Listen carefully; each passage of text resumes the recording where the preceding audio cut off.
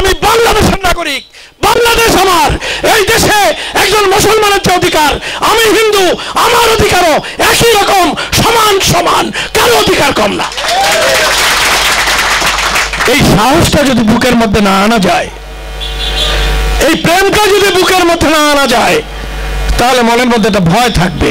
আমি মনে হয় হিন্দু মুসলমানরা যদি কিছু করে বসে, আমার পূজা পার্বণে যদি কোনো ক্ষতি করে, আমার ছাত্র নেতা ওহিদ একজন অন্যতম নেতা সে বক্তৃতা করেছে, খুব স্পষ্ট ভাষায় বলে দিয়েছে, তারেক রহমানের মেসেজ, বেগম খালেদা জিয়ার মেসেজ, বিএনপির মেসেজ, এই দেশ অসাম্প্রদায়িক দেশ, কোন ধরনের সাম্প্রদায়িক উস্কানি এই দেশে সে যে দলই হোক দেওয়ার চেষ্টা করুক, তাকে কোনো মতেই আমরা ছাড় দেব না, আমরা রেহাই দেব না, আমরা ক্ষমা করব না।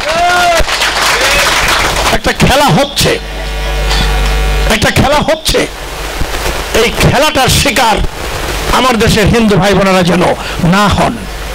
আওয়ামী লীগ তারা বোঝানোর চেষ্টা করে, আওয়ামী লীগ মানে হলো হিন্দুরা সব তাদের। আমরা এটা বিশ্বাস করি না। আমরা মনে করি যদি ন্যায়সঙ্গতভাবে ভোট টোট হয়, 2009 সালে আমি সর্বশেষ ইলেকশন করে গেছি, শেখ হাসিনা নৌকা মার্কা দাঁড়াইছিল এই সিটে, আমি ধানের শীষ মার্কা দাঁড়াইছিলাম এই সিটে। আপনারা আমারে 70-80 হাজার ভোট শেখ হাসিনার বিরুদ্ধে দিয়েছিলেন। 2009 পরে আর কোনো ভোট এই দেশে হয় নাই, যা হয়েছে বিনা ভোটে সব। আপনাকে চেয়ারম্যান ভোট ভোট তো পায় নাই, ন্যায়ও নাই, এক গাদা টাকা নিয়ে হিলালে দিছে, হিলাল টাকা পয়সা নিয়ে রেখে দিছে, তারা চেয়ারম্যান ঘোষণা করে দিছে। এরপরে সে তো আকাম কুকাম যা করার ওই টাকা উঠানোর জন্য করে যাচ্ছে। এইসব চেয়ারম্যান আর কয়েকদিন বেশি করতে পারবে না। এখন যদি করে থাকে বন্ধ হয়ে যাবে খুব তাড়াতাড়ি। এইসব তো বিনা ভোটের চেয়ারম্যান এই দেশে থাকবে কেন? বিনা ভোটের চেয়ারম্যান থাকার কোনো প্রয়োজন নাই, এরা থাকবেও না। যারা জিতবে ভোট নিয়ে জেতা লাগবে, আর আপনারা ভোট দিয়ে জয়লাভ করাবেন। এই ভোট দেওয়ার অধিকার একজন হিন্দুরও যা, একজন মুসলমানের তাই। এই দেশটা যেহেতু আমাদের, এই দেশটাকে রক্ষা করার দায়িত্ব আমাদের। একটা খেলা চলছে, তারা খেলার চেষ্টা করছে যে কোনোভাবে হোক। এই পূজাকে কেন্দ্র করে যদি একটা অশান্তি দেশ ভর্তি তৈরি করা যায়, প্রতিবেশী দেশকে দিয়ে আমাদের দেশের উপরে একটা আক্রমণাত্মক ভূমিকার উস্কানি দেওয়ার চেষ্টা তারা করবে। আমরা কঠোরভাবে সব দিকে নজরদারি করছি। বিএনপি চিতলমারী উপজেলা একটি স্পর্শকাতর উপজেলা।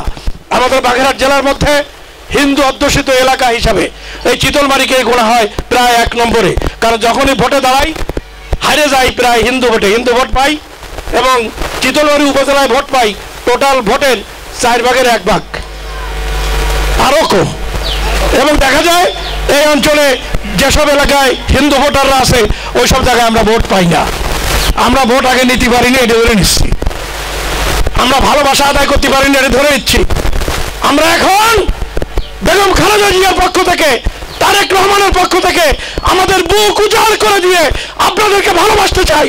আপনাদের ভালোবাসা নিয়ে আগামী দিনে আপনাদের ভোট আমরা নিতে চাই। আপনারা যারা হিন্দু সম্প্রদায়ের মানুষ আছেন, আপনারা দয়া করে আওয়ামী লীগ যে দাবি করে এই দাবির জায়গা থেকে সরে আসেন। আমাদের ভালোবাসায় কখনো ঘাটতি হলে আঙুল দিয়ে আমাদের দেখিয়ে দেন।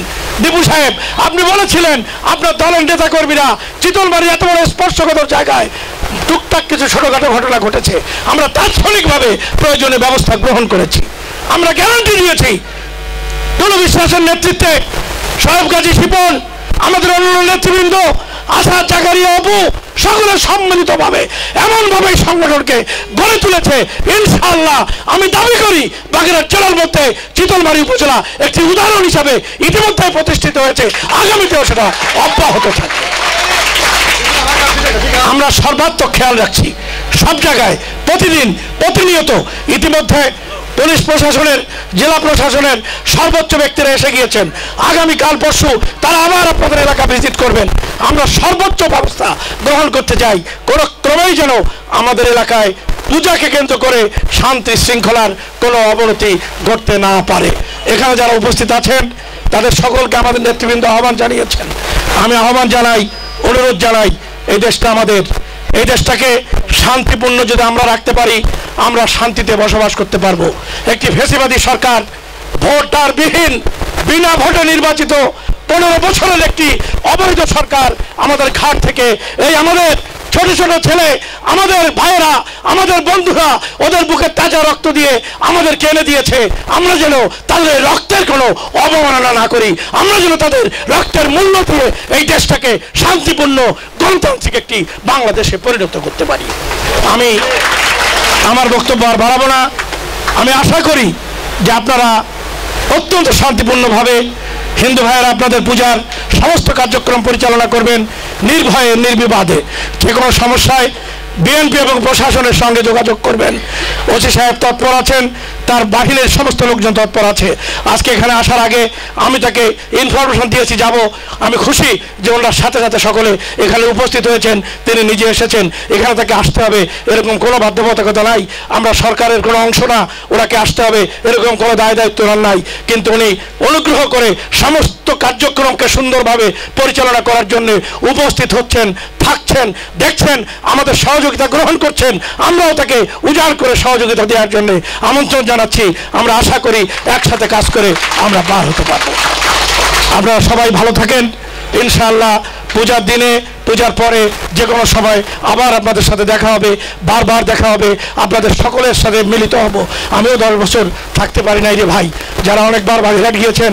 10 বছর আগে 14 সাল পর্যন্ত এই চিতলমারি এলাকার যত রাজনৈতিক মামলা, এমন কোনো মামলা নাই যার সাথে আমার সম্পর্ক ছিল না। 15 সালের পরে আমি নিজেই তো আসামি হয়ে ভেঙে গেলাম। আমার 15 সালে বাড়ি থেকে তাড়িয়ে দেওয়া হলো। আমার ঘর বাড়ি ফেলে 10টি বছর আমি বাগেরহাট আসতে পারি নাই। আমার গ্রামের বাড়ি বলহাটে, বাবা মার কবর জিয়ারত করতে আমি যেতে পারি নাই। ঈদে আমি বাড়ি আসতে পারি নাই। এই অভিযোগ কার কাছে করব? আমার নেতাই তো দেশে আসতে পারে না। ওই আমাদের তারেক রহমান তারাই তো পাঠাই দিচ্ছে বিদেশে, আসতেই দেয় না। আসলেই তো ঢুকাই দেবে, এতদিন প্ল্যান ছিল তাই একের পর এক মামলা দিয়ে জেল আছে তো ঢুকাইছে। বেগম খালেদা জিয়া তাকে তো ভিতরে ঢুকাইছে আর বাড়ি করে নাই 5 তারিখের আগে। এই জন্য আমার নালিশ আর কার কাছে করব? আমাদের কর্মীরা আর কার কাছে নালিশ করবে? এই জন্য কেউ কারো কাছে নালিশ করে না। আমরা সমস্ত কষ্ট আমাদের বুকে ধারণ করে আপনাদের সবাইকে নিয়ে একটি সমৃদ্ধ বাংলাদেশ, এই ছেলেদের রক্তের মূল্য দিয়ে একটা বাংলাদেশ আমরা প্রতিষ্ঠিত করে যাব, এই ওয়াদা করে আমি আমার বক্তব্য শেষ করছি। খোদা হাফেজ। বাংলাদেশ জিন্দাবাদ, জাতীয় রেজাল্ট জিন্দাবাদ, শহীদ রাষ্ট্রপতি।